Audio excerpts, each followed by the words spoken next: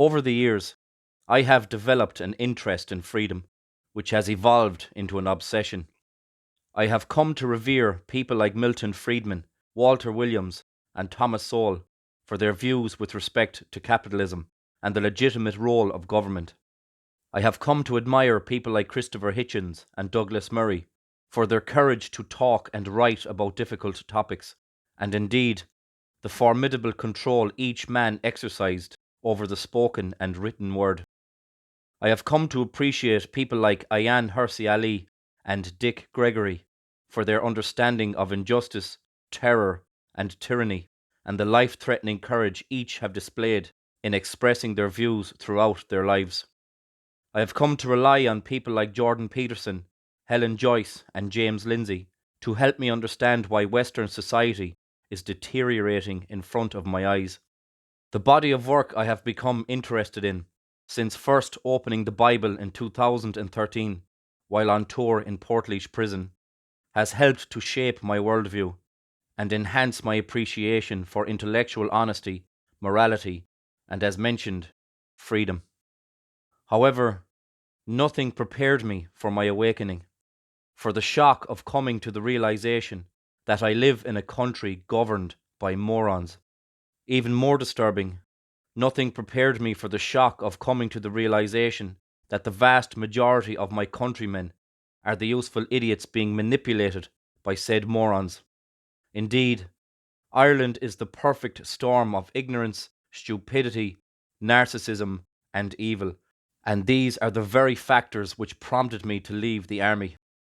Now, over 18 months after being formally paraded by my commanding officer, I am still haunted by our conversation and his response to my deep concerns about the government measures employed to deal with the so-called pandemic. He said to me, "I'll be honest with you, Mike. I'm lazy and selfish, and I want this problem off my desk." A month later, with the now retired Vice Admiral Mark Mellett's order of securing innocent families behind closed doors in quarantine hotels, I applied for my discharge in disgust. Upon the release of my first video in the series entitled "The Safety is Off," I finished by uttering the following words: "I would rather live in a free society that has failed through moral bankruptcy than live in a totalitarian society that has failed through moral bankruptcy." For those of us who value freedom, the pandemic has taught us a valuable lesson. It has taught us that anyone not in lockstep with the dominant narrative, regardless of how absurd and evil it may be, is to be confronted, vilified, bullied, harassed, deplatformed from social media, discriminated against, and so forth. With that being said, I want to ask you these questions. How much worse would the last 2 years have been if government had the power to silence you for speaking your mind by labeling your deeply held beliefs as hate speech? How much worse would it have been if the government had given An Garda Síochána the power to enter your home on suspicion that you may have material on your property that could be deemed offensive? How much worse would it have been if your phones, laptops, and other devices were confiscated by the guards for the crime of speaking your mind? I am already of the opinion that those who voted for the Health Preservation Act 2020 should be punished severely for their crimes, and I make no apology for expressing that belief. I will also confess that I spent much of my time throughout the 716 days of COVID measures carefully monitoring the Dáil debates to see if the constant erosion of civil liberties would move into the realm of life-threatening. Make no mistake, if Jerry Horkin, Cathal Crowe, Martin Conway and others got their wish of making entry into supermarkets reliant upon the COVID-19 vaccine or other such despicable policies, I, and I suspect many thousands more, would have made history in burning this country to the ground. And while I am on the subject of the pandemic, you 160 men and women of the 33rd Dáil are not out of the woods. For me, Your trespass against the freedom gifted to us by the spilling of blood over centuries of tyranny, starvation, and violence is enough to seal your fate. But adding to the charges are the constant revelations we receive on a daily basis with respect to the science you so virtuously championed. And let you not speak of amnesty. None of you are entitled to it. If I had my way, I would alleviate the environmental toll you place on this island by using methods best imagined than described. But here is my genuine proposal for forgiveness. All signatories of the Health Preservation Act 2020 should be condemned to life in prison. Vice Admiral Mark Mellett, retired, and Commissioner Drew Harris should be condemned to life in prison.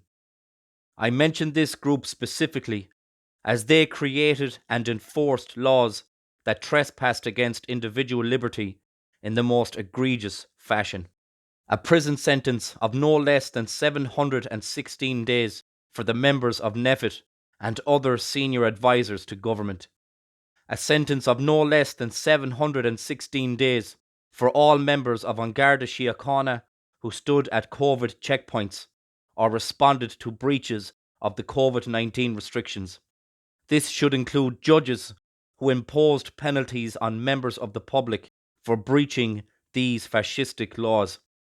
A prison sentence of no less than 716 days for the members of the Defence Forces who participated in the mission to detain families in quarantine hotels, and for all unit commanders responsible for sending these soldiers to such places. A prison sentence of no less than 716 days for the members of the Health Service who violated the doctrine of informed consent and discriminated against those who were unvaccinated or unable to comply with the COVID-19 measures when they needed medical attention. Every vaccinated man, woman, and child in this country should pay, or eventually pay through coming of age, higher taxes to satisfy the colossal debt incurred.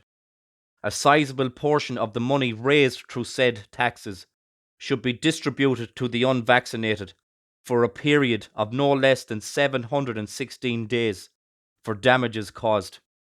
Finally, a monument should be erected in Dublin as a reminder of the dangers of totalitarianism.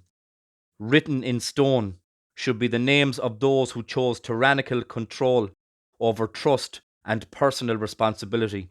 A ceremony should take place at this monument every year on the 20th of March, with members from An Dáil Éireann, An Garda Síochána and Óglaigh na hÉireann participating in the formal procedures so as never to forget the crimes of their predecessors.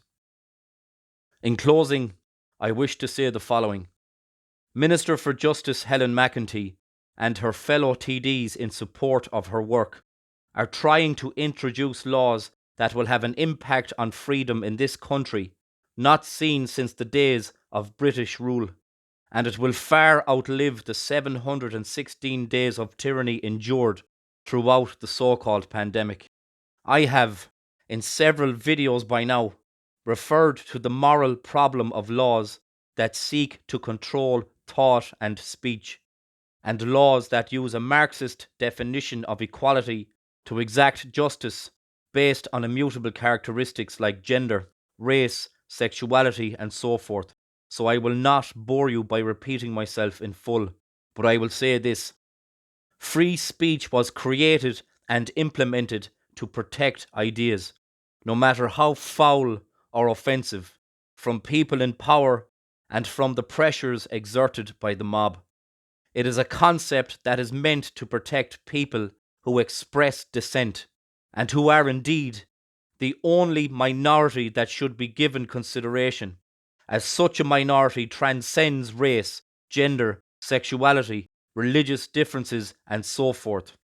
But unfortunately, a wave of white saviour complex, which always accompanies the disease of modern-day Marxism, has swept through the halls of power with no resistance, and such is a genuine tragedy.